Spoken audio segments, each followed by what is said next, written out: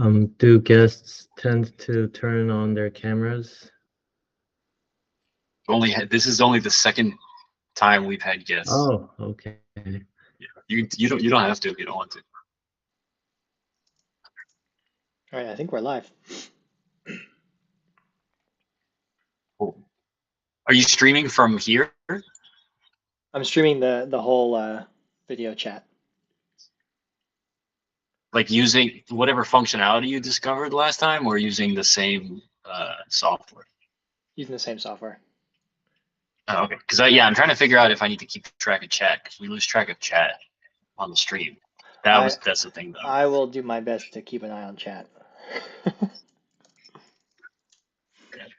Let me just post the link places.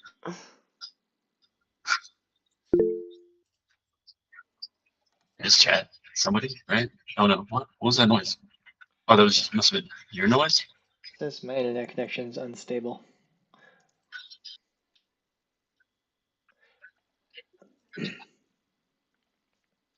Welcome, person, Akil. Hello, give me 1 second. I'm fixing my audio. Sure.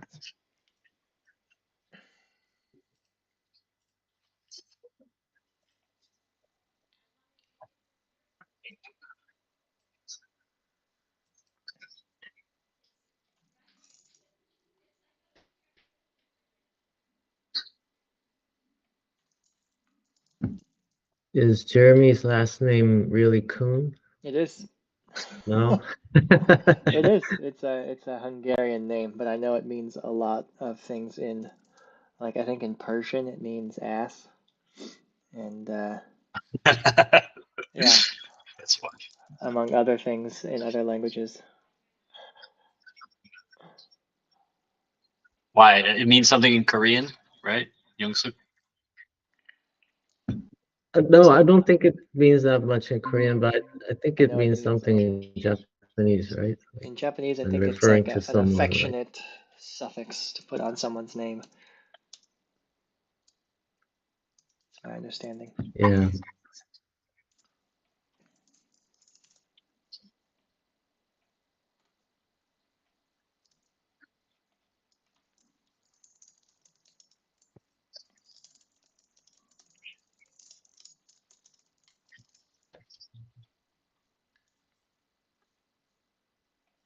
All right, we should just start. Let's start talking. What questions do you guys have? Do you guys work on what projects do you guys work on? We can start with Young. I guess first of all, what is typically the format of this discussion? Is it like open-ended, or what is the like? Pretty open-ended. What did you say? Amended? Open-ended. Yeah. Oh, Me open-ended. and Maxim, we shoot the shit until we Yeah. talk about whatever compiler stuff we're interested in, and then people join and have cool. questions. Cool. Yeah, so I guess for me, compiler development is really new. So I've taken some courses in college, and then I started digging into I got some exposure to MLIR and some things to previous places I used to work, and then I guess the past week or so is when I've really started digging into LVM and MLIR and kind of trying to learn more. As far as for projects I'm working on right now, I'm trying to define a simple dialect, something like the Absoy dialect, but out of tree. Just to kind of make sure they understand the basics. So I do have a couple of questions there. I don't know when the right time would be to ask them, but that's kind of, I'd say I'm a beginner with compilers, and right. I'm studying for my master's right now. So that's my, I guess my background. Cool. What about you, Young You can. No, yeah, go ahead. Yeah, I work on compilers. I work on maintaining an LLVM fork at the company I work in. I work at Hewlett Packard Enterprise, but I don't. At my company, we don't yet do much with MLIR, and I was just curious to know about MLIR in general, so that's why I joined today. I didn't have a specific question in mind, actually. I just came to kind of Hang out. Yeah. Something will occur to you, I'm sure. We should have a jingle. I was thinking when you jumped on that, like, you're like, we should just start talking. We should have a jingle. I don't know. I'm bullshitting, right? But like, it should be a more momentous, like a placard, or like with that thing in the movies or something. Anyway, We'll work on it. Yeah. With all of our free time. Yeah, exactly. Yeah. I mean, so cool. So Akil, the floor is yours. It'll run away from us, from you. It'll take weird directions. Okay, it's cool. Fine. Cool.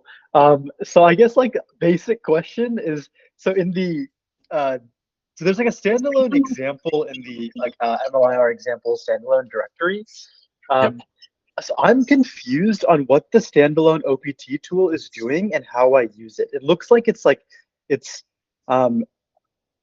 registering the standalone dialect in the dialect registry, but then I don't really understand what else it's doing or how I could really use a tool like that to test my my like toy dialect. So have you used MLIR-opt? That's like the upstream. A little bit, yeah, a little bit, but I'm not really clear on what all the capabilities of MLIR opt are either. Yeah, so that binary is like the main entry point for any optimization pass. I think it includes pretty much everything that MLIR does except for like backend code generation.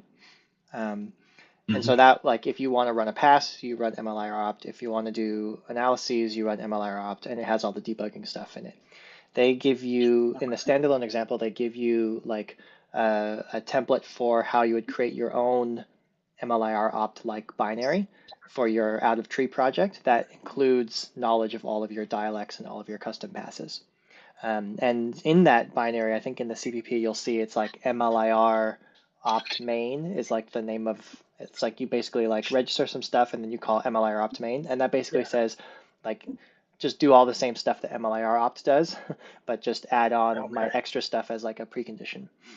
So I have the same thing in my project. My project is called HEIR, and we have an HEIR-opt tool that has, a lot of stuff in it because we've got whatever 10 dialects and all these passes and stuff. So it just registers all the extra stuff. But otherwise, I think it behaves exactly the same as MLIR opt. Actually, it's funny. I have an RFC that I published recently to like upstream a new tutorial because I feel like the tutorials on the webpage are not very good. And I wrote my own set of tutorials on my own website, and people liked them. They said you should upstream them. So I'm starting to upstream them. And my first tutorial is like, okay, what the hell is MLIR opt and how do you use it?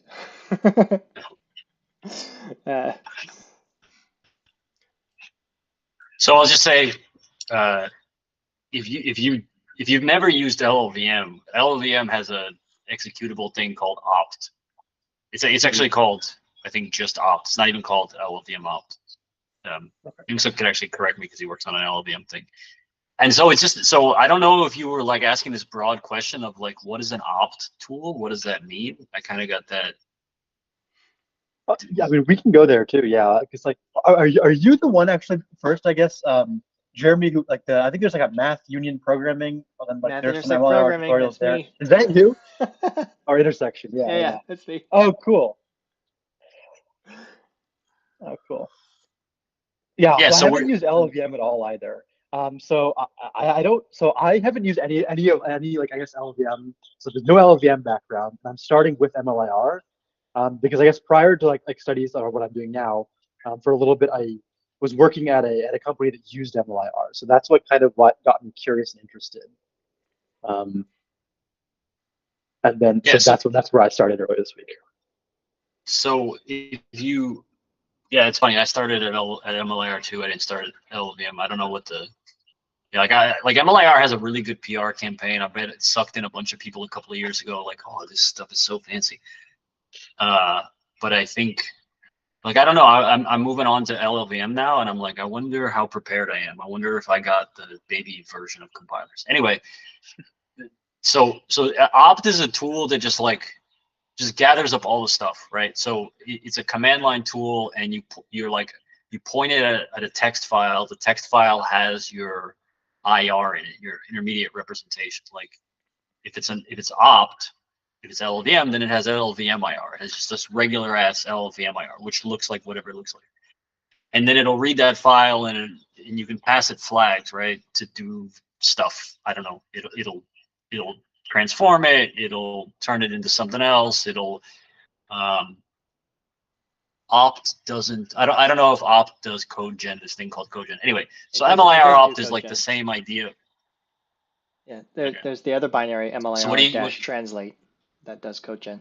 Well, no, but opt. I'm wondering if so. Does LLC, like what in the LLVM world? What is the thing that does target code gen? So Youngsik, what is the tool that does target code gen? Yeah, so opt is for just like manipulating LLVMIR, and the target code gen is passed on to LLC tool. LLC, yeah. That's it. Yeah. So MLIR. Yeah. So you pointed at it. Actually, MLIR opt. And I guess opt as well. You can do the angle bracket thing and just feed it a string too. So you can redirect or pipe text into it. So right, it transforms text, in text, out text, in text, out text, and does all this stuff. Yeah. Gotcha. So then if I do something again like standalone opt, bringing it back, so it's registering its our own dialect in the registry, and then it's like kind of building off what MLIR opt does. So if I want to actually run like the standalone opt, do I need to because standalone opt doesn't look like it's like an executable or a tool by itself. So it is. Does it somehow? It is. It should be. Yeah. I haven't looked at the tutorial in a while, but it should be. So there's a weird way that stuff is actually structured where MLIR opt refers to a library, but standalone opt. I mean, if you go to the CMake, if you're familiar with CMake, the CMake that's just right adjacent to standalone opt, it says add LLVM executable standalone minus opt. Okay, yeah, you're right. Yeah. Also, there's a main in there, so that's like a data giveaway. Yeah, the way they're structured in tree, though, it can be kind of hard to find things, I think. Like they're not always in. Yeah, for sure. Like bin /. Yeah, I mean, I feel like it's never in bin, but the MLIR opt tool is factored in this weird way where there's it's like change the casing and it's under lib, but then do the other casing and it's under tools, and I don't know why I did this anyway. But the standalone opt tool is like right there at LLVM.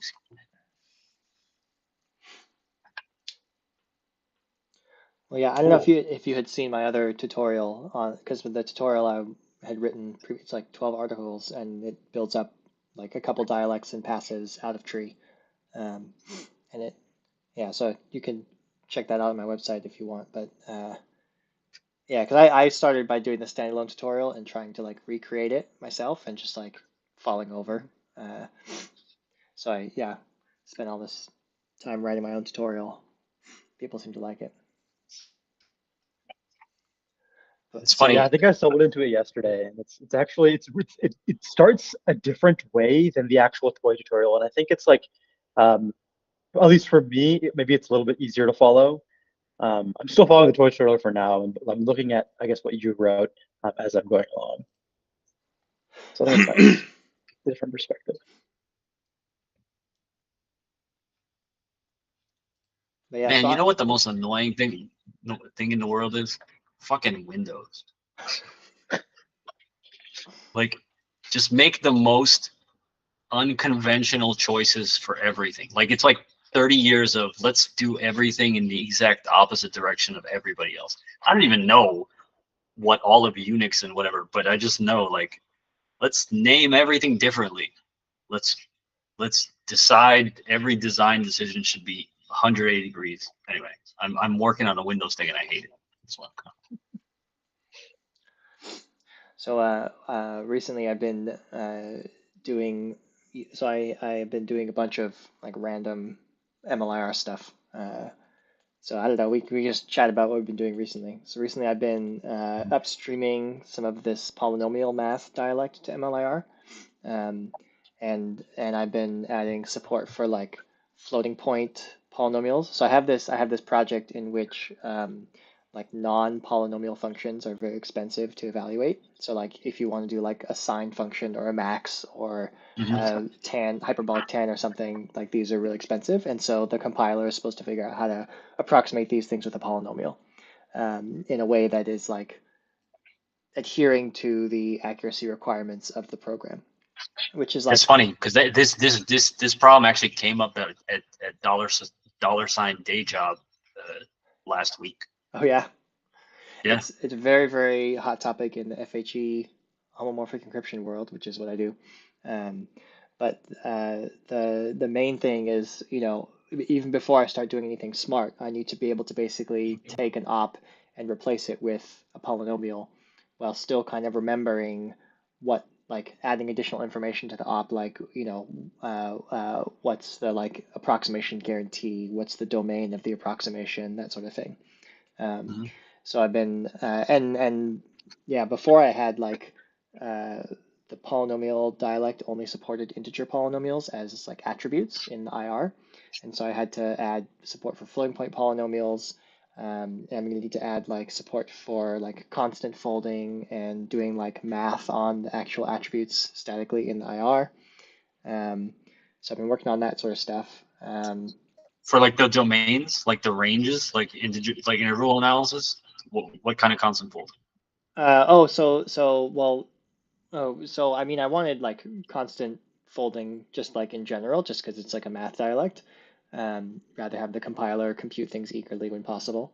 But Sure. part of it is that like a lot of the polynomial approximations people do is they will approximate some core operation like the sine function. And then they will use that as like a building block to build the max function or the relu function, which can all be implemented in terms of sine plus some polynomial operations. And so I was thinking that, okay, it would make sense. It's easier for me to just have like one polynomial approximation and then let constant folding handle, smashing that into whatever operation is actually getting replaced at that point. But yeah, so that But you said on the attributes. Right. Well, I mean, constant folding requires me to implement basically polynomial arithmetic in the compiler. And since I'm implementing polynomial arithmetic in the compiler for this purpose, I might as well throw in some constant folding as well, which I had planned to do all along, but just never got around to. For the audience, for the listeners, the viewers out there, Jeremy, would you please define constant folding? Yeah, constant folding is if your program says x equals 2, y equals x plus 3, then the compiler will just say, oh, I can just replace this with 5 as a constant, and I don't actually have to compute that in the program execution. What did you say? What is x? X is what? Like x is 2, y equals x plus 3. Then it will just say, okay, y is 5. Yeah, I don't have to actually do that math. And with polynomial arithmetic, it's actually like a non-trivial amount of math in some sense. So yeah, this is MLIR has like hooks that allow you to do constant folding pretty easily, and it will just like eagerly evaluate things. It does folding like all the time.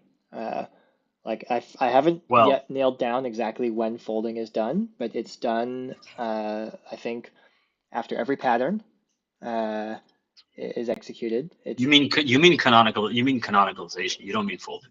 No, I mean folding. I mean, so I've done it where I've run like an empty greedy pattern rewrite driver, and it will fold everything it will attempt to fold everything in the IR. And you're defining a fold. You're defining ::fold. Mm-hmm. Okay, weird. I don't know. Yeah, because I was talking to Alex about that. I actually wrote a pass because I wanted to evaluate all of the folding eagerly without actually running any patterns. So I defined a pass that does this, where it's just a completely empty pass. It just says greedy rewrite pattern run with an empty set of patterns. Oh, shit! It will actually greedily apply folding throughout the whole IR. That's weird. It was very weird because I didn't know another way to. I have no other way to actually like tell the IR to start folding things, because it will just kind of try to do it when it creates ops, right? No, that's exactly not the case. That's exactly the thing that I was talking to Alex about. Okay, so for the audience, Okay, so folding is the thing that.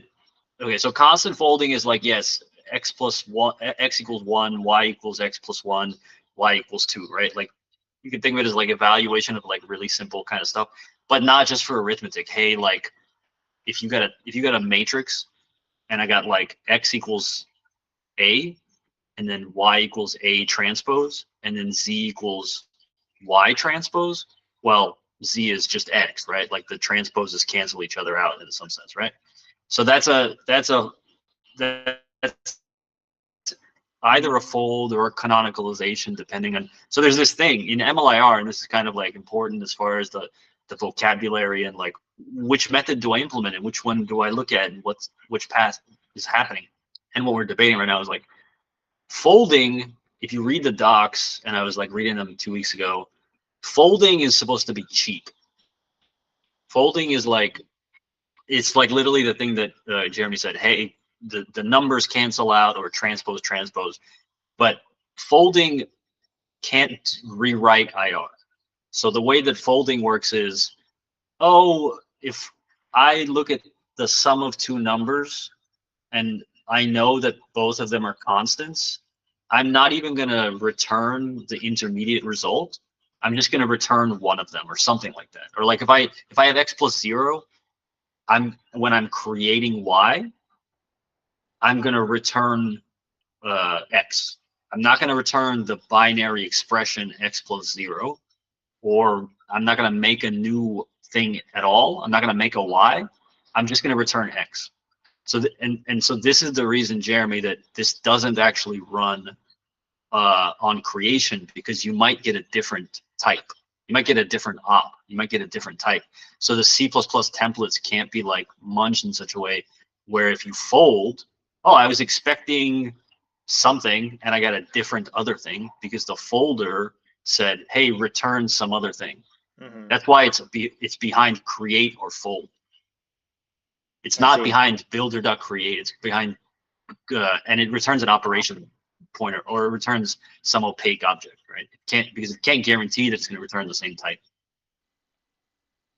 And canonicalization, which is what I thought you were talking about, because I pulled up your PR. Canonicalization can rewrite the IR.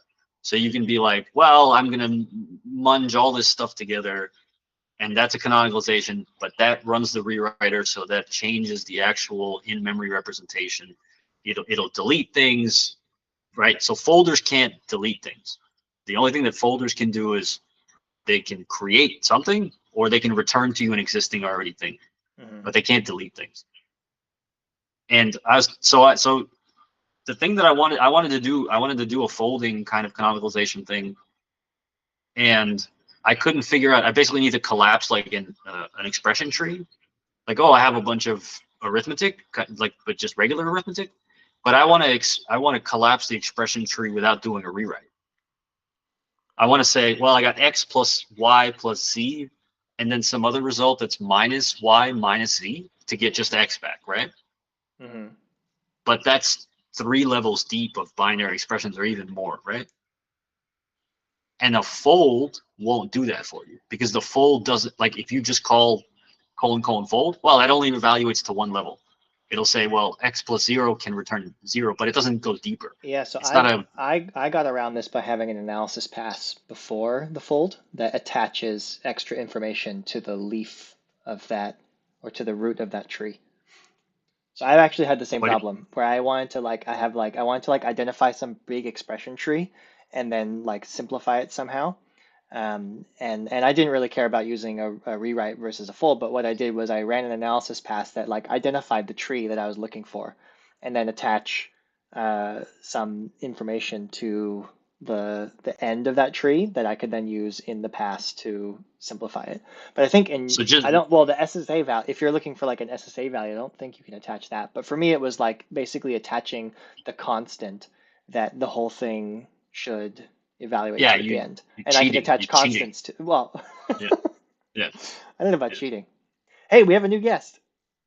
Hey, man, welcome. Introduce yourself. Ali? Yeah. Hi, so I'm Ali. I'm a software engineer from Cairo, Egypt. Cool. I've been following your streams, and I've gone through the tutorial that Jeremy has created. sort of in the last one, the data analysis part. Yeah, I thought I can come by and say hi. Yeah, don't have that much questions actually. Maybe only one for Maxim. Max. Oh, what's up, man? So, do you have an example that do you know of the Python API? I have lots. Lots. Okay. Yeah. Because I've checked the tests in the MLIR repo. I've checked the Python Yes, extras yes. repo, your Python extras repo. But I haven't seen so far some kind of a guide that's end to end or something. Well, yeah, that doesn't exist. There's no end-to-end Okay. guide for. I mean, in general, I would say they're just in general. I don't know. Some compilers might be better. PyTorch, which is kind of like a compiler, has a bunch of docs and tutorials and whatever. But PyTorch is the rare exception. In general, there's not a lot of docs for any kind of the stuff like. I mean, the MLIR actually has really, really good docs. I've never read them. And also, I've never contributed, even though people have asked me to contribute to them. So I go off of the examples, and like, so I mostly like go off examples and reading the implementation, stuff like that. I don't. So the answer is no. Is there a particular thing that you're having trouble with? Because the examples, I feel like, I don't know. I get a lot out of them, but you know, people are different. So I think that they're pretty self-contained, but it's possible that they're not. So what like, is there a particular thing that you're struggling with getting comfortable with? It's just that the examples so far, whether Jeremy's tutorial or the toy tutorial on the MLIR repo, there is a discussion of the C++ API, obviously intensively, and I was just looking for some tutorial that's in Python, sort of explaining what does the Python API. So there, okay. Yeah, go ahead. Finish. For Go ahead. context, Sure. Maxim owns he's like the primary Yeah, maintainer of the owns, Python yeah. API. So Yeah, he's the expert. Yeah. I still have yet to use the Python API because my tutorial was in Bazel, all my stuff is in Bazel, and we haven't figured out a way to get the Python API to We work in Bazel. also never went back to it because we have PTSD about it. I mean, at least I have PTSD. I have other things to do. Yeah. I think one of these days, Maxim, I think you need to teach me more about the Python API. I'll like read about Python extensions. You teach me about the Python API, and then I'll go and figure it out. But Sure. So to start with, the Python API doesn't. Well, I mean, this isn't completely true, but you should really think of the Python API as can't run. You can run passes. I mean, right? Like you can call you can use a pass manager to say here are the passes that I want to run, but you can't create passes. So it's kind of only half of, I don't know, whatever. It's only about, so the Python stuff is only about creating source, creating IR. So you can't canonicalize, you can't do a fold. You can do passes and you can like, well, I start with tensor or linalg and then I run some passes on it. So at the end I get LLVMIR, a dialect. And you can't actually call, well, translate it to, you can't directly call translate it to LLVMIR. There is a way to use something so that it gets translated, but you'll never see it. So the thing that I'm trying to emphasize here is like, it's not really an API to MLIR. There's some kinds of stuff, but it's really primarily, I think about it and I treat it, and what I worked on while I was working on it is I need to create MLIR. I need to create like the actual text, or I need to create the modules, or I need to create the operations, right? So it's a front end. It's like, there are all these dialects, and great MLIR is capable of transforming and analyzing and permuting them and whatever. But how do I start? Where do I get one? Where do I get an SCF? Where do I get a linalg? You can start a PyTorch for sure. There are a bunch of tools, even TensorFlow can say, well, let's start with a TensorFlow neural network and then do a bunch of crazy stuff and then get some weird looking SCF or some. There's no programming language that'll emit linalg. So that's what the Python bindings are for. Primarily, So you're just like about, well, how do I create the stuff to then use MLIR on the stuff that I created? And the original purpose was just to generate tests. Like the people that first wrote it are like, I hate writing the text, but I need to write tests that test my passes. So I'm going to create this rinky dinky thing. And then I'm like, oh, I want to make it into a full-fledged language and DSL and whatever. So it's kind of like that now. But anyway, so there's no API. So I might as well just say there's no API. There's like, write these function calls, and what the result of the function call will be is that you will have SCF operations emitted somewhere, and you will have linalg or tensor or arith. But you're not going to be able to like operation.walk, operation. You can erase actually, but most of the other stuff you can't do. So I don't know if that's disappointing or heartbreaking. What's the reason for that? Is it mostly because the C API doesn't expose it? That's partially the reason. It's hard to, I mean, there's templates up the wazoo, right? So there's no bindings to like rewriter, because that stuff's templates up the wazoo. There's no bindings to type converter, again, templates up the wazoo, and then like lambdas and all this kind of weird stuff. But also, I think, I don't know, Mehdi in particular, who's like a forefather here, doesn't want that to be the case. I know a lot of people are like allergic to Python for professional compiler, serious business. So whenever I've tried to do something, he's like, sometimes people push back. Anyway. Yeah. Ali, you were going to say something? I thought it looked like you were about to say something.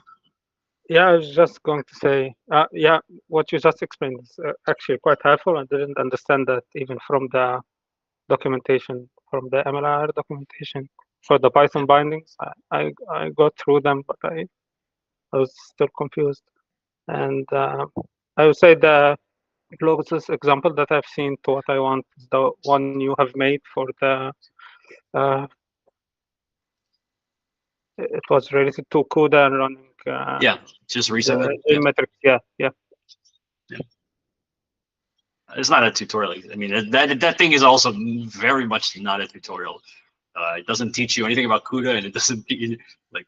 I just kind of like copied and pasted as much as I could.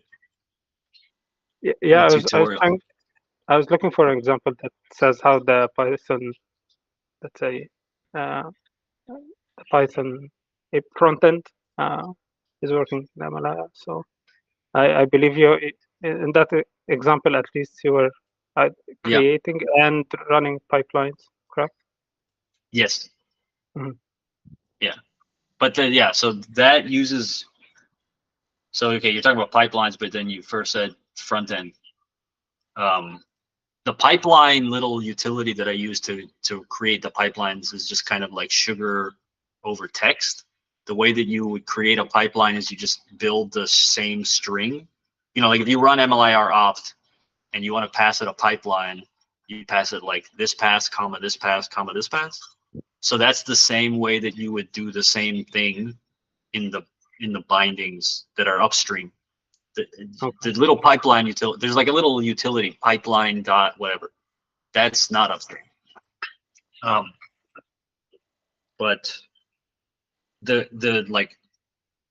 I wonder if what you're having trouble with is, well, how do I create a module? How do I create a context? How do I make sure the module is within the context? Is it that kind of stuff? Yes. I would say I'm a little bit beginner even to that. I was just so my point is from Jeremy's tutorial and from the toy tutorial, I could understand somehow the C++ and components, and I was looking for something that would tell me like here's a Python example. Yeah, I guess that's missing. It's missing from it. Yeah, so the Python API, nothing Python is in the toy tutorial. I guess I could put some stuff in there. Actually, do the toy examples even do Python? They have the C API. Like there's like a C API exposure. Okay, cool.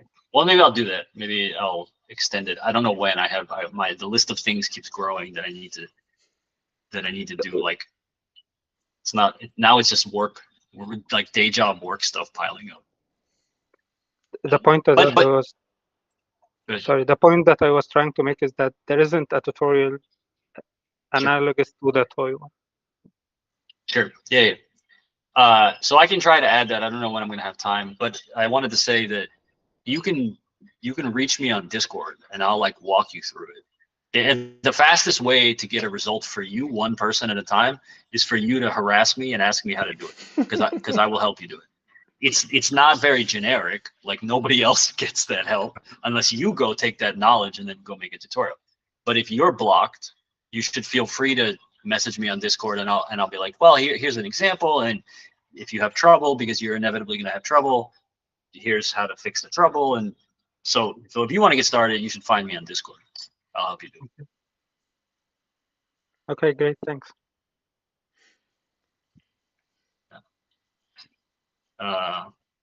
So the canonicalization thing, I wanted to canonicalize slices. So tell me what you think about this as far as what you've implemented, because you got further in examining the nether regions of canonicalization and folding. So I create, this is about the Python bindings actually, right? I create memref.subview and tensor extract and stuff like this at like IRL in real time, right? Like, somebody writes tensor square brackets 5:10, that turns into a tensor extract slice or a memref subview, like right then and there, right? Now, so if it's 5:10 in Python, 5:10, or so let's say it's 10:20:2. So that's a step, right? Every even number or whatever. If they're constants, well, okay, great. They're Python constants. And I can immediately translate that into memref subview, which takes offset, size, and stride, because effectively all three of those are static constants, and I can figure them out. So the thing is, right, I need size. In memref.subview, you need size, which isn't in the slice. It's not in the slice notation. I got to do a little bit of arithmetic to figure out what the size is. The size of the output. End. Yeah, it's the end minus the beginning. And if they're striding, whatever, right? So I got to make that little translation. And if they're constants, Python constants, cool. I'll just evaluate the Python constants, right? I'll just do left side, right side minus left side. And if it comes out to be a Python constant, cool, great. I know what the size is. Okay, but if they're MLIR constants, so if they're MLIR constants, that's still fine. If it's a arith constant 5 colon arith constant 10, that's still fine, because you can in the API, quote unquote, you can get those numbers back, the 5 and the 10 at the Python level, right? Yeah. Okay, great. So I can do one level of folding. I can do like 10 minus 5, like stop minus start. Oh, fold that. Tell me if it's an arith.constant. Cool. If it is, then I can omit my subview.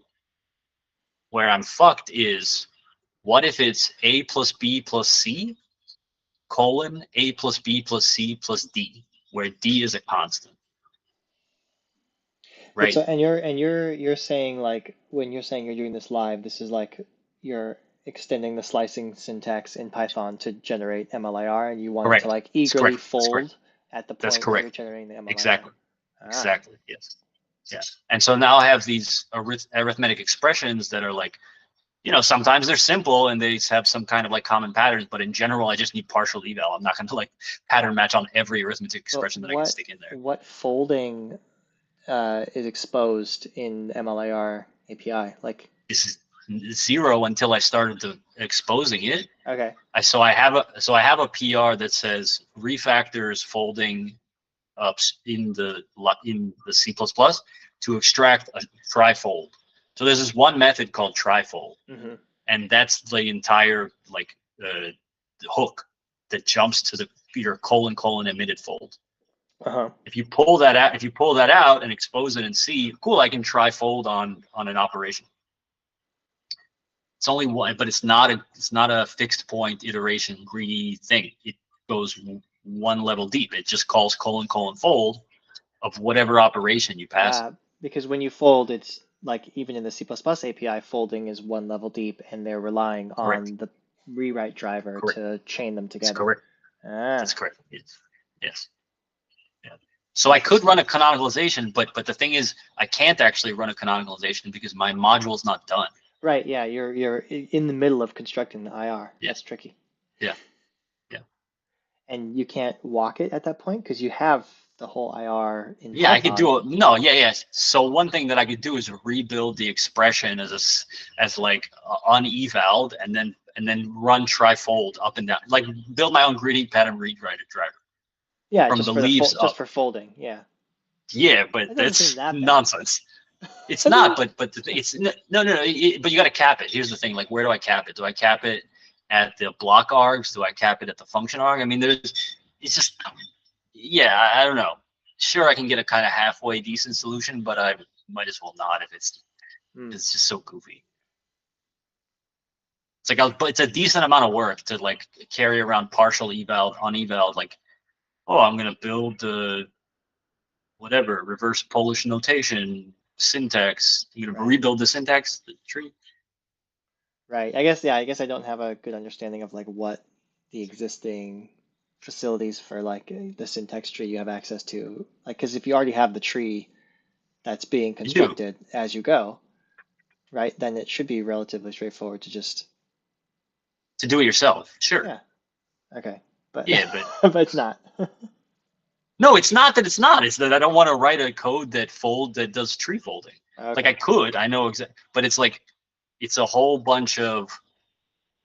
It's like the thing that I'm averse to with this Python shenanigans is, oh, I'm gonna rebuild some compiler level shit on the Python side. No. Could you just have like expose a helper in C++ that does that greedy, like that just like calls the, like it doesn't give you any options for like passing and passes, but it just like calls the pattern, does it in C++ and then gives you the resulting.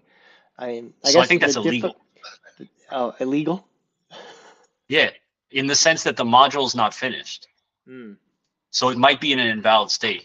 So the place that I'm always walking a thin line is when doing this stuff is like, well, you're really only guaranteed invariance and like legality at the end. So why don't you wait till the end to run a canonicalization pass? Because I have to emit the memref sub view with the static offset right then and there. Ah, okay. Yeah. That is a pickle. Yeah, it's a very like it's a fundamental pickle because it's not like I'm special here in that I'm doing this at the Python level. Everybody wants to at their language canonicalize away as much and partial eval away as much as possible, but you're never guaranteed. Like if you build a language where every step of as you're writing the language, you're in a legal state, that's way too tight. That's way too many restrictions on the AST, on the analysis passes. Like stuff has to be deferred till later. Like forward decals. Think about stuff like that, right? Mm-hmm. You have like to have a decent kind of experience, not be writing Haskell. Yeah, well, I mean, it seems like part of the problem here is that Python doesn't have enough information for you, right? Like Python is too dynamic in that it doesn't have sizing information attached to the slicing operation, so you can't, right? Like you're trying to lower it too low, like no. No, that's not it. It's because again, like if they were Python values, like 5:10, the size there is obvious. Yeah, it's not there, but I can do the arithmetic to figure out the size. That's not the problem. It's again like arith constant 5 times arith constant 10 plus arith constant 13 colon arith constant 70. What is the size? It's not Python. It's the fact. It's the fact that I have an expression tree. That's it. Like it's not a value. It's an expression tree, right? Like it's only coincidental that it happens to be arith constant. It could be anything. It could be indices. It could be loop indices. which it often is. Like the common case is this. This will give you the right gist. It's a loop index, and I'm striding across a tensor, so it's like I colon I plus 5. Mm-hmm. Clearly, that canonicalizes to a memref subview with size 5. Now, I can do that in one level, but as soon as I have, well, I times 5 plus k to I times 5 plus k plus 1 or something like this, right?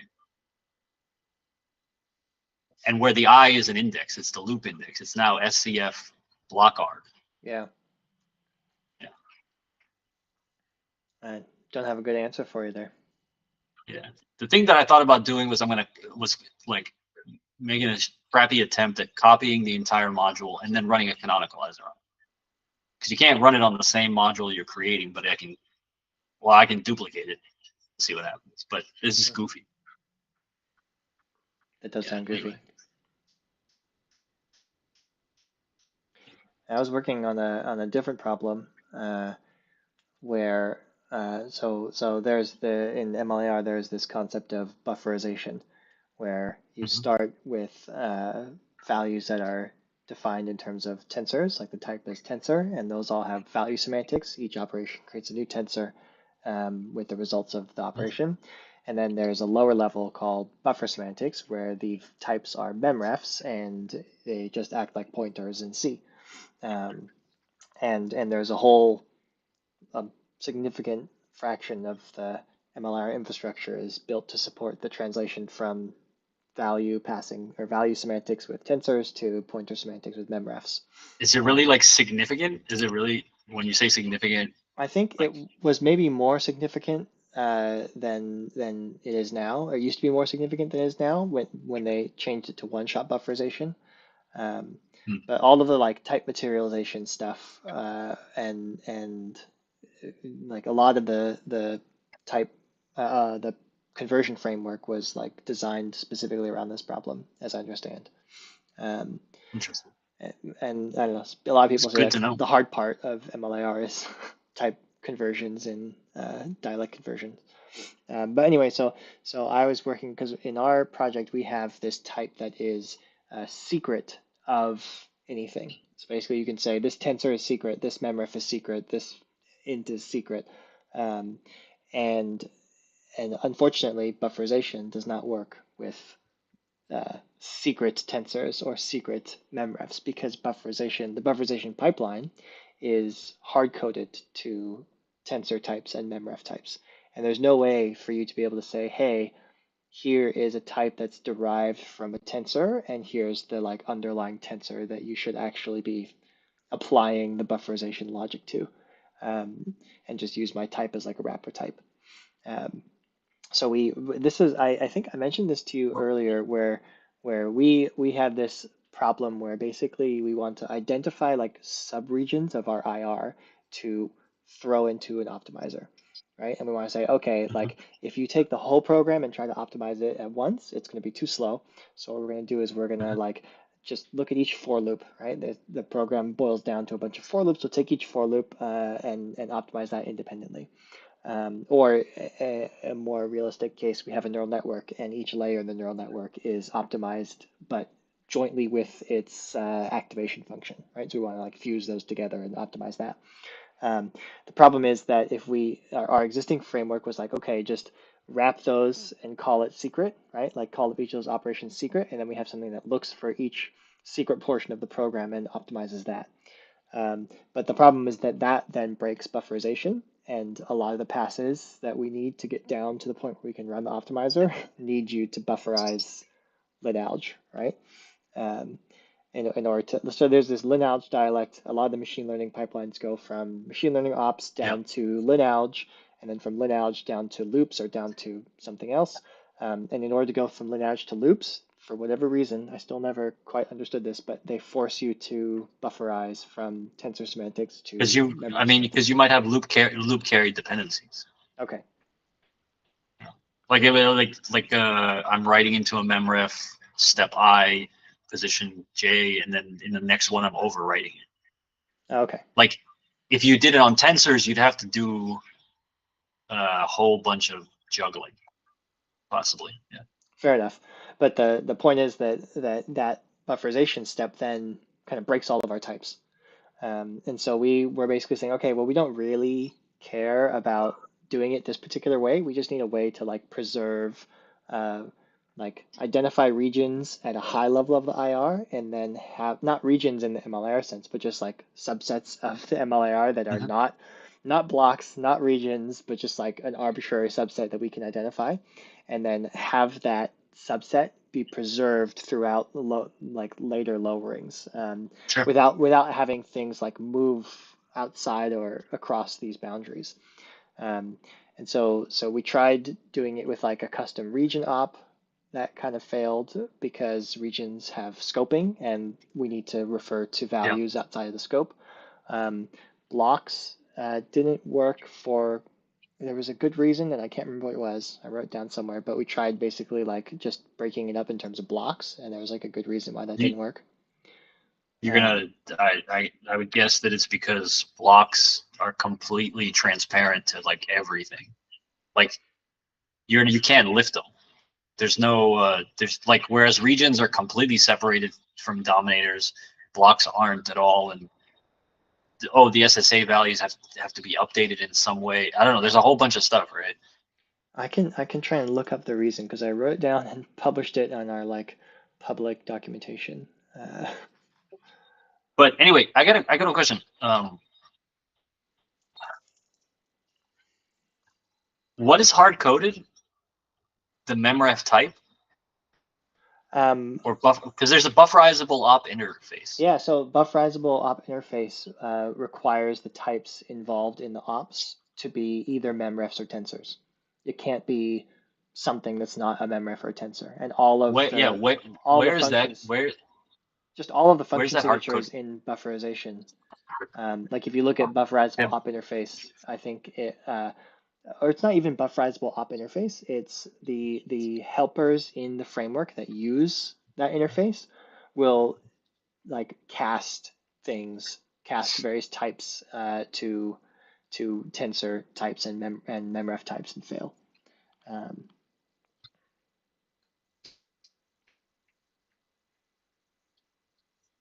These are the kinds of things that I love to hack around because they piss me off. Yeah, well, the hack that we ended up using to deal with this was basically to add our own op that is kind of like a barrier op, and to come up with a way this is what you were asking about. Yeah. So we have like an op that basically does nothing, but it's an op that is, you tell MLIR it has a memory effect, right? So that MLIR doesn't think it's just dead code and remove it. And then we will also, we decided to give it an operand that was the memrefs that, like, because there is some relationship between like the actual like SSA values in between them. So we can say, okay, here's the SSA values that you're kind of depending on in this barrier so that it can't like move them across without violating dominance. And so basically we have this like separator op, and we just insert separator op before the neural network layer and after the activation function, and then we were able to like do the lowerings and it would just expand it and leave it stuck there. And we ran into a couple of other problems that we were able to overcome. Like we want it to like basically take some types of ops and greedily fold them in there like constants and stuff, but we were able to deal with that. But yeah, so now we have this nice like separator thing. But that was like a whole like deep dive into That's funny.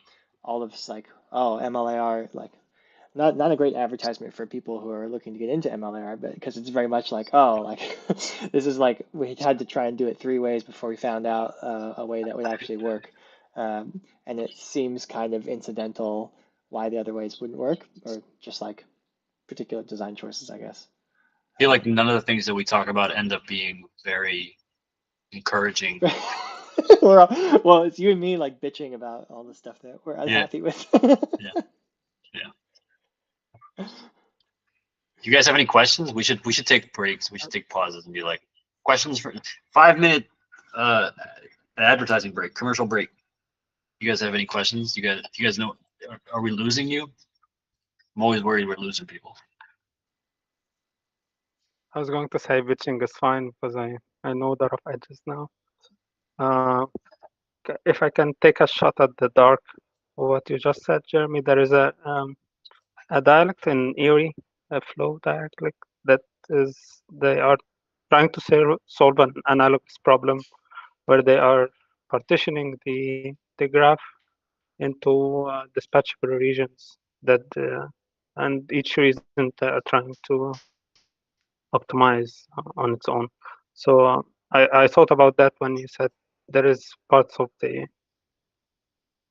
IR that's under secret and parts that is I think that's true, regular actually. computation and stuff like that. Yeah, I think that's actually true. There are dispatch regions in Erie. I don't know at what point in the lowering process they come into effect. I think it's the very first dialect that you call. Really? It's the very first kind of like things get chopped up into dispatch regions. Well, but then but that's different. Correctly. Yeah. So that's different than Jeremy's thing where he wants to have them persist. Like if you split it up into regions and then whatever kinds of regions and then just operate on those regions without the regions keeping the connections to where they were before, then that's an easier problem where Jeremy wants to have like the regions floating around and staying in the bigger program and still knowing about each other. If you do the split at the top, then you lose the information about where you were and stuff like this. Yeah, I mean, I guess what one thing we had started to do before was just like extract things into a function, like at the point you want to identify, extract into a function, but then like the number of values that you need to thread back out from the function and into the next function just became kind of like unreasonable. What's funny is I feel like that's a very common trick that people have been playing for a very long time, like since the dawn of compilers, where, oh, just stick it in a function and that'll prevent the compiler from fucking with it. Because at the end, quote unquote, at the end of the day, the function doesn't mean anything. The function will get inlined, possibly. Like you can do this thing where like, oh, I pop out to a function, but I add an inline attribute, which means it'll just get pushed back in. But that's like a blocker impediment for whatever compiler passes in either GCC or Elevate, whatever. Like I see this in Stack Overflow sometimes. Oh, you can block this kind of, you can pessimize. It's called pessimization when you block an optimization pass. And so so what you had to pipe values in and out for the passes to the ones that you were interested in continuing to work. For me? Yeah. Huh? Yeah, we were doing that at one point, and I can't remember, like we sort of switched away from doing that because we wanted to. So I think actually the reason is because we end up using Yosis as our optimizer, and when we were doing it that way, we said, okay, each function body you pass it over to Yosis, and you'll have Yosis optimize it. But we then, because of the pessimization, right, Yosis was also being more pessimistic, and it wasn't able to like optimize the circuit as much because it couldn't get as much of the constants folded in there and all that. And then we also had a problem that we wanted to optimize each body separately and then flatten everything and re-optimize it. And if you are smarter about how you use Yosis, then you can define these as like submodules, and you can run opt, and then you can flatten it, and then you can run opt again. And that's like much faster than doing it as one big giant blob. So we were doing we had some like weird reasons for this, but I kind of lost my train of thought on where I was going with that. I think I asked you this before, but I don't remember the answer. Is Yosis good at what it does? Yosis is among the best for open source at what it does. It's kind of it's at the point. I think. How does it compete with like Synopsys tools? So I haven't tried those because I don't have access to them. They're expensive. Right? Yeah, exactly. So so I've tried some other open source tools, and this one has just like such a good track record and like efficiency standards and stuff. Yeah, and right now I think it's backed by like a for-profit company that kind of maintains the open source thing, but then does consulting or whatever for It's enterprise them. customers. They started a company. Right. Yeah. Exactly. Artists. But yeah, so I mean, it's still being developed. But yeah, I mean, I don't have like a good enough sense of all the different hardware tools to say exactly. Yeah, I don't. I guess I mean I don't. I face the same kind of problem. Like I would have liked to have been rich and had access to like Qualcomm tools or Siemens tools, Catalyst, or any of these other like really highfalutin professional logic synthesizers where like the license is like $1 million a seat or something like that. But I didn't, so I don't know how good they are. But take for comparison Gurobi, right? You know off the top of your head because they participate in competitions that Gurobi's better, right? Like 100 whatever X or something. Is there not the same kind of water cooler talk about Yosis? Not that I've heard. I mean, the only things I've heard is that Yosis is quite good. But like, yeah, for those people who don't know, Gurobi is an integer linear programming solver. And it's like, and Yosis, we never defined the term Yosis and either. Yosis is a hardware synthesizer. Well, it does a bunch of stuff, but it's mainly, I think, hardware synthesis. But yeah, so I did a lot of integer linear programming before I switched to work on compilers, and I did like direct comparisons of different solvers to basically to like save Google money, because it was like Google had to pay to use Gurobi, and then we also had some open source stuff that we could use, and it was like, okay, anytime I can get away with using the open source stuff, I want to get away with that. So I have to like engineer things to be small enough and fast enough that I can use the open source solver. You're talking about OR tools? No, well, Aura Tools is a wrapper around different backends. So sure, Skip, but the Skip backends, is one of the, yeah, they don't have an integer linear solver backend, so they sure. make all that stuff third party. But Skip is the one that we use that's open source mainly. Like and you had problems that Skip could handle? Yeah. I mean, lots of little stuff. I don't know. I think Google search still runs a tiny linear program on every search. Like it's like 8 variables or something. Yeah, it does like some very tiny linear program on every search, and I forget what exactly they use it for. It's something about like how to lay out the ads, like so that things are well spaced or something. Something silly like that. But yeah, I mean that's Figma, by the way, right? Like every UX, slides, like auto layout. Mm-hmm. Auto layout is a constraint satisfaction program. Yeah. But yeah, so there's yeah, I don't know if they still do that, but there's like a lot of like simplified small linear models that will solve at Google for various reasons. But I also worked on one of the largest ones at Google, so it was like a huge pain in the ass to get it to run fast. But anyway, that's not compiler stuff. Kind of compiler stuff. Although there is an integer linear solver in MLIR upstream. It's part of the Pressburger library, yeah, which does.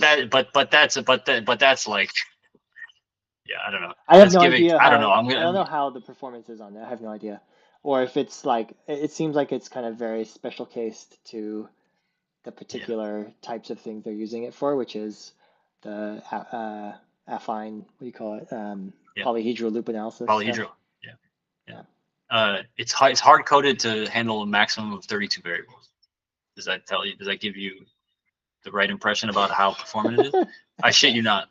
I mean, it was like a year and a half ago. I'm sure it's at most, they widened it to 64 possibly. I didn't know that. Yeah. There was something. I want to use your polynomial canonicalizations to get accurate implementations of trigonometric functions, transcendentals. Oh yeah, I mean I have. Is there enough there? Not yet. I mean I've got 2 or 3 PRs that are waiting review. and yeah. Are you adding utils and some kind of like here naive implementation of something that'll generate for me like optimal implementations? So I want to. Right now, what I'm doing to start is to have some hard-coded stuff for some specific functions and just get all the framework in there to get the approximation and the lowerings and all that. But the long-term plan is to actually implement the REMEZ. I don't know if you're familiar with that algorithm. There's an algorithm called REMEZ, polynomial approximation algorithm, REMEZ, and there's like a bunch of different variations on it. But that's like the sort of standard optimization trick for approximating things by polynomials. And it can do like polynomials and quotients of polynomials. And you can specify like the domain and the threshold on the maximum. Well, so the thing that you said that I was like, oh, this is how I would approach it too, if I were. So you need a minimal kind of esque representation. Is that accurate? Like, do you track? Because you said domains of convergence, something like that, right? Like, so like the sine function, but only restricted to -1 to 1, and excluding a small neighborhood around 0. Like that's like a. So how do you figure out that domain? Do you compute that at compile time by doing interval analysis? That's a good Something question. like interval. That would be a really cool feature. We have not thought that far ahead. I mean, most of it is like the input to the program makes it clear that like this is okay. Yeah, like so we like for example, it's like something has been normalized before the sine function is applied, or if it's like a ReLU function, right? ReLU is x plus x times sine x over 2, or something like that. So there's like in that case, then the domain doesn't matter because it's just a 0, 1 or -1, 1 valued on x. You know, it's funny. I'm overthinking the problem that was brought up at work. I think because they're literally talking about GELU, which has a finite domain. I have to approximate some that kind one of problem. Yeah, and is it the same sort of thing where like, oh, I basically end up only needing between 0, like in 0 and 1? I think it's similar. Yeah. But I don't know what the exact approximation for that is, because most people do whatever it is. Yeah, but I mean, I could offline we could work it out. But like the main thing for us is like, how do you come up with an approximation that's uses as few multiplications as possible? Not even necessarily having the smallest degree possible, but just being able to evaluate it with the smallest number of multiplication operations. I mean, subject to some approximation. So what guarantee. So I'm not working at FHE, right? So like, why am I asking about this? Yeah. Because when doing target code gen for like whatever chip processor, it would behoove you to like, okay, so it's like sine is computed using what, like a Taylor approximation or a Chebyshev approximation or something. Like there's no sine instruction, right? So everybody computes a Taylor approximation or something like that to some order, depending on how many decimals precision you want, right? And that's fine if you have a fast. I mean, like if you basically, we have a slow ass vector processor. So if I could turn these transcendentals into vectorized operations, that would be phenomenal, right? If like I had a compiler pass either at MLIR or LLVM level that generated assembly instructions, the vector assembly instructions for sine or whatever for GELU, right? And so you can, so like one way to do this is, lookup tables, right? But they're pretty big. You need a pretty big lookup table, depending on how many bits of precision you want, decimals of precision. So you can use a vector lookup. You can do like a vector masked lookup to like embed a lookup table in a vector. like ARM has an instruction in their ISA that says, oh, just put a lookup table in this vector and then pull values out of the lookup table using some other instruction, and it's fast, right? And it's vectorized and whatever, blah blah, right? But it's not big enough. It's like a 1024 bits or 512 bits. Like that's a lot of bits, but that's not a very big lookup table as far as computing input output, the range of like sine or jelly or something like that, right? Sure. So anyway, I was just trying to think of like a clever way to do this. I haven't come up with it. It's not a new problem. So the fact that nobody else has come up with a very clever way of doing this means I'm not going to come up with it. But we also, so I haven't come up with a clever way of doing it. Neither has the other guy who's working on this, like super clever. But what we also have not done is just done the Taylor approximation, taking a crack at it.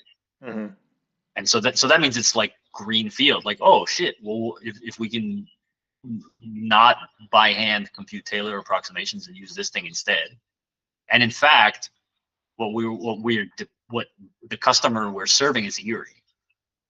So like Erie generates JLUs, needs to target our architecture, and it's like, well, do we serve them at the LVMIR level, or do we foist it upon them to generate these when they so need it, desire it, generate these implementations at MLIR level? Yeah. Hey, you and me, let's put it in MLIR so we can both use it. Yeah. Well, yeah. That's what I'm. Yeah. I mean, I said it's I'm funny. gonna be doing it anyway. We don't have a lower level, so we're gonna need to do it at the higher level. But you're not vectorizing. You don't have any thoughts like that. That's not an eventuality for you with this stuff where for us it's already vectorized. We have a vector and we'd like to apply. So yours, you have a value, you'd like to turn that into a vectorized function correct. Yes, that you correct. then, I guess, collapse somehow to get to the, yeah. So we already start with the vectorized thing, and I don't think we're planning to do a vector, like expand the vectorization. So the term of the software package of art here is called Sleef. Sleef? Yeah. It has a reason that it's named that thing. SIMD library for evaluating elementary functions, which is a fairly reasonable initialism and association of words with initials. It's what PyTorch uses. And so these are like, oh, I want to compute the sign of an FP32 number, but I want to do it using vector intrinsics. Not that I have a vector of FP32 values and I want to vectorize the element y as sign. But I got a single one. I had not heard about this before.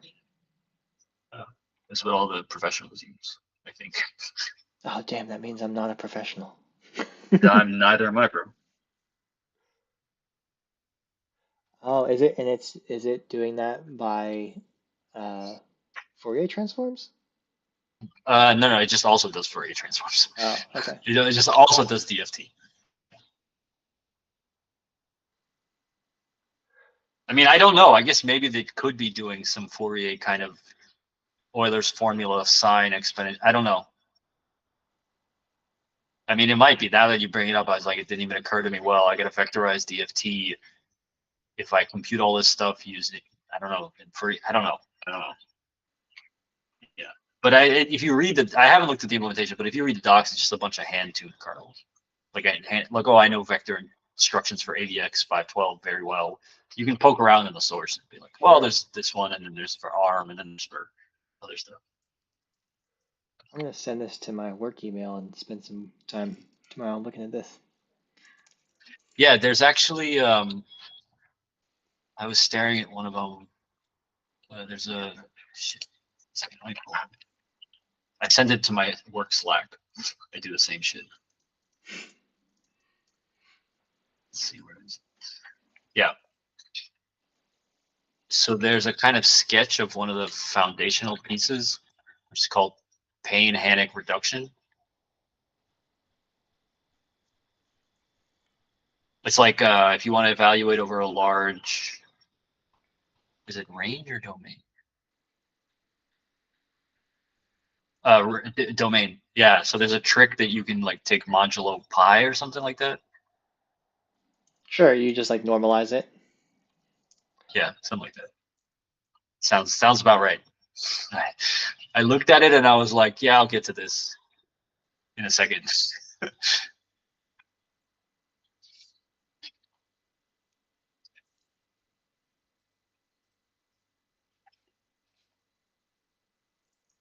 I'm gonna sign off a little early today. I'm gonna try to get some sun before the sun goes down. All right, sounds good. Well, thanks everyone for coming. I had just something just very simple. There is an LLVM, I think, calendar that states that this meeting is actually not today. Not sure. Was that you that you have should have added it? updated that. We should have updated that recently. We did. I merged it in, unless I forgot to merge it in. Which calendar? So I think it got updated recently, but it also says there's a meeting. I think on Friday. Calendar at Yeah, that was the old LLVM.org. one. We changed it this last week. Oh, It now does there's still both. say there's one at 10 on Fridays. At 10 p.m. What? That's time zone difference. Oh, okay, yeah. Wait, Sorry. can I get a link? Where is this?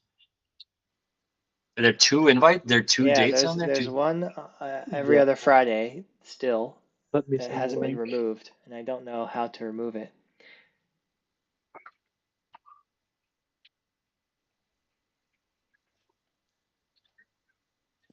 Is because the calendar is, I just invite LLVM to like my own calendar invite, don't I? Like calendar at llvm.org. Oh shit, 10 p.m. Is there? Yeah, that's what it says, at least on the. And it doesn't. Oh, and it doesn't have this time slot. No, it does have this one. I think it also has both. a different one. Yeah. Wait, what? Oh, it does. No. Oh, but it's 9. Why is it 9 p.m. for me? Yeah, that's what I was saying. That's It says that for me too. I don't know what the time zone's all about. Wait, how did you make this happen? You invited So LLVM I just calendar create to an your event, calendar? and then I send it to calendar at llvm.org. And then when I deleted the old event, because it was, or I changed the time, I think it didn't update for whatever reason. Oh wait, do you guys know somebody named or their email is like Patka43? Okay, because that event on Friday was created by a different person. Oh yeah, that is true. You remember we got an invite to our own thing? Yeah, you remember we got. But you guys are on the list, but like it's created by somebody else, so I don't think you guys can edit that. I can't even view the details. When I go to more details, it links me says to. you can't view the details of this event. We're being purloined For here, me, bro. it says patkakviba43@gmail.com. Oh, that's so yeah, funny. Bro, we're getting. I have no idea. I remember getting that. Just trying to steal our identity. All right, maybe we'll send them an email. I'll send them an email real quick. Do that offline. All right. Well, thanks everyone for coming. See you next time. And hit me up on Discord if you need help with the Python or whatever. See you guys.